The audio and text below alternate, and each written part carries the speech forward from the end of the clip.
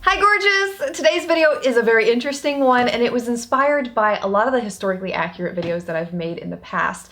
During my time making those, I have run across so many interesting facts and sat there the other day and thought about how many gross ingredients have I heard about in these past decades of makeup. And it got me thinking, what would be the 5 worst that I've ever heard, and what would be the 5 worst that are still used today? Now, I will say that if you get grossed out easily, if you're squeamish, things make you sick very easily, this is not the video for you, and I would say that you might want to click out now.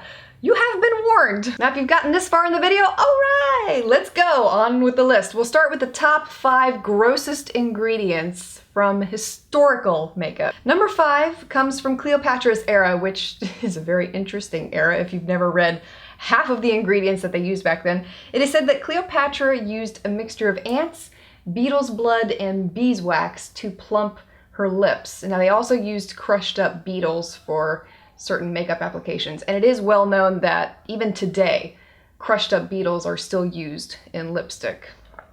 Number 4. Okay, so I'm doing a lot of research on ancient Rome at the moment because I think that's what I want my next historically accurate video to be about. There's a lot of really interesting facts from that time period alone. So one of the more disturbing things to me personally with my OCD, and if you have OCD, then you'll get why this is disturbing, is that Roman women believed that human saliva was one of the best ingredients that you could use in cosmetics, and so their slaves would quite often sit there and chew up makeup, spit it out, make their own little concoctions, and then apply it onto their mistresses' faces. Ugh. Number 3, if you remember the tutorial that I did on Marie Antoinette, then you remember how huge the hair was, but they didn't have hairspray back then, so how did they hold all of that hair together? What they would do is actually put the hair onto a wooden frame and then use bare lard to hold it together instead of hairspray. And you can only imagine how many different animals found this attractive, so they would quite often get mice in their hair. So when you hear about stories in the past of mice falling out of people's wigs, that was why. Number 2 grossest ingredient used in historical makeup, mouse fur as eyebrows. Okay, now in the 1700s, it was a very desirable look to have thick, bushy eyebrows. Thin, plucked, non-existent eyebrows were not the trend. But if you didn't have those kind of eyebrows, how did you get them? You took some mouse fur and you just slapped it onto your eyes. Ah, there you go. It wasn't just women who did this either. Men and women both did this. And when they would put the mouse fur on as eyebrows, they would actually apply them a little bit higher than where the natural brow is. So they always walked around looking surprised. And the number 1 grossest ingredient that I have ever heard of used in historical makeup is pretty much one that you could guess. Mule urine. Yes, donkey pee. And it was used specifically as a common base for makeup, and it was also used as a face mask because they thought that it had anti-aging benefits. And this typically happened in the time of ancient Rome. I can't wait for you to see that video because they did a lot of interesting things. And that brings us to today's top 5 grossest ingredients used in our modern day cosmetics. First one being fish scales. And this one is not so much gross, like, ugh, but it's just interesting. It's something that I did not realize. Now, if you look at your labels, you may see it listed as something like natural pearl essence, which is essentially fish scales. And it's typically used in shampoos and nail polishes. Why? Because it adds a certain luster to the product.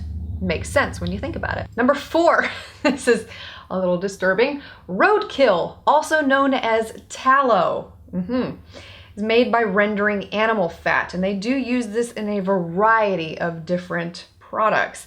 And it can be found in eye makeup, lipsticks, foundations, moisturizers, and skincare products. And it's made by boiling carcasses of dead animals to get the fatty byproducts out of them to use in these cosmetics. And the list just gets weirder as we go. Number 3 is bull semen. Now this is loved for its high protein content, obviously. Now it's usually mixed with a plant and it's used to treat excessively dry or damaged hair. And a treatment of this type can cost you anywhere from $90 to $120 in a US salon.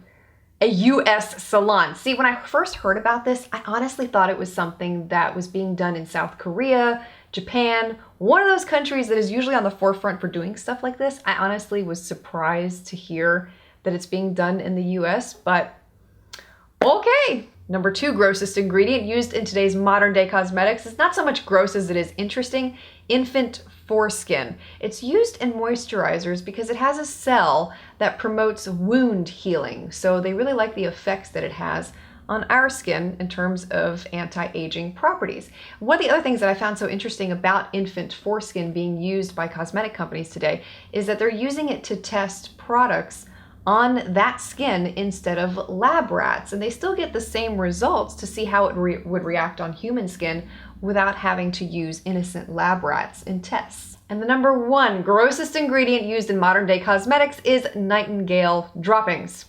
Bird poop.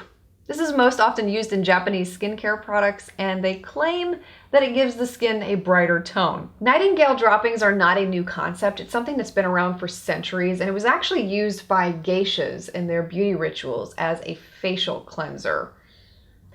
Hey, if you want to slather bird poop all over your face, I ain't mad at you. Just don't bring that ish around me, okay? So has this changed the way that you think about cosmetics? Let me know if there is a gross ingredient that I didn't mention today that you've heard used about in historical makeup or modern day makeup that is just really unsettling.